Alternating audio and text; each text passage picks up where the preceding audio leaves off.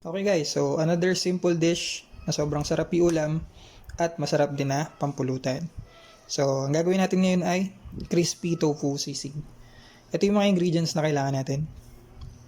Meron tayong tofu, cornstarch, pepper, salt, sugar, liquid seasoning, mayonnaise. Nilagay ko na lang siya dito kasi dito ko imimix yung pinaka sauce natin mamaya. And then, meron tayo ditong calamansi, 1 to 2 pieces, pwede na. Meron din tayong red bell pepper, siling green, siling haba, and then onion. So tara, start tayo. Okay, so bago tayo mag-start magluto, i-season muna natin yung ating tofu ng konting salt. And pepper. Para yung tofu pa lang may lasa na.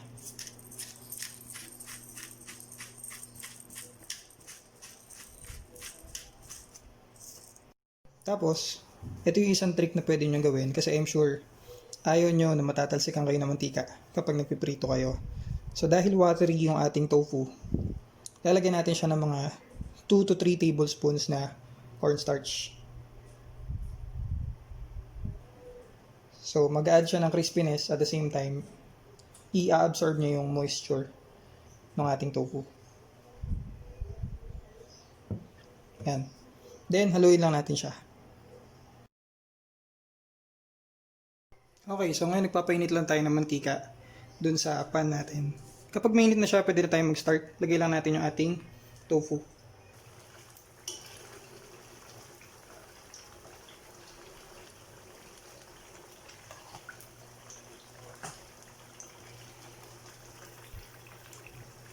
Ayan, so nalagay ko na yung tofu natin. So kung mapapansin nyo, dahil nilagyan natin siya ng cornstarch, hindi siya masyadong matalsik. So yun yung isang trick na pwede nyong gawin talaga. So tara, habang niluluto natin yan, proceed tayo dun sa sauce naman. Okay, so habang pinafry natin yung ating tofu, proceed tayo ngayon sa sauce. So meron ako ditong mayonnaise. Then lagay lang tayo ng konting sugar.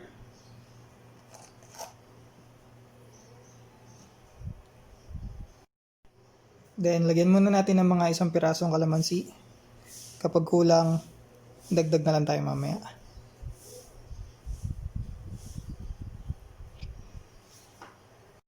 So after ng kalamansi, lagay na natin yung mga iniwa natin kanina. Sibuyas. Yung siling haba. And then yung red bell pepper.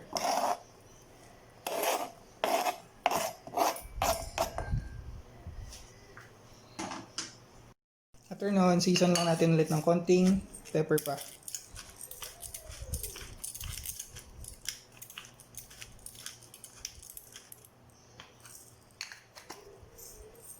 And then yung ating liquid seasoning.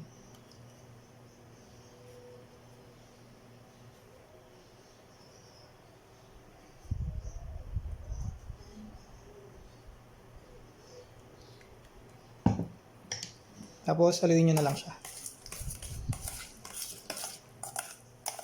And kapag ginawa nyo to guys, at this point, maaamoy nyo na yung amoy ng sisig.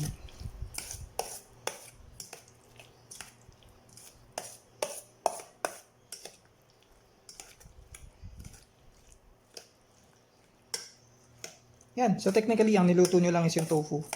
Yung pinaka-sauce nyo is minix nyo lang yung remaining ingredients.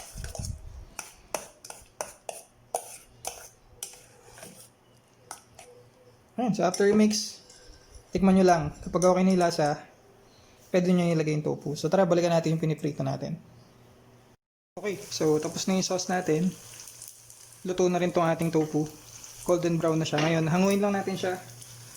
Lagay natin sa plate na may paper towel para kahit pa paano ma-absorb yung excess oil na makukuha ng ating tofu dun sa pinag-fryan na pan. So tara, hanguin ko lang siya saglit. Okay, so nahango ko na yung crispy tofu natin. Then, iwan lang muna natin siya dyan sa may paper towel for about 1 to 2 minutes para at least matanggal lang yung excess oils na nakuha niya dun sa pan. So, after nun, balikan natin. Ihalo na natin siya dun sa sauce. Okay, so ngayon guys, tinanggal ko na dun sa paper towel yung ating tofu. Ito yung paper towel. Sobrang dami talagang oil na pwede niya makuha. So, malaking tulong yun. Ngayon, kung medyo tingin nyo oily pa yun yung tofu, pwede nyo siyang i-pat dry ng paper towel ulit.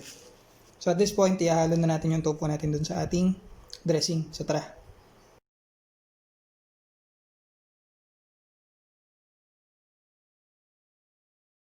Okay, so tapos ko na siyang haluin. Ngayon, lagay na natin sa serving plate.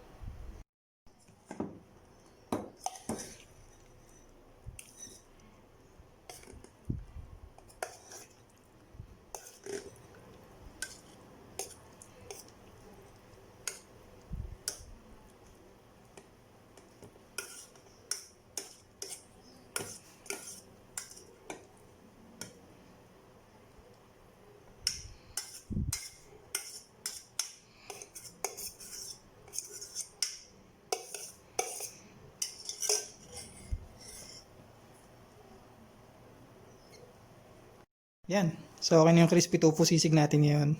So, paano? Meron na kayo ngayong ulam/pulutan. So, paano? Bukas ulit. Thank you.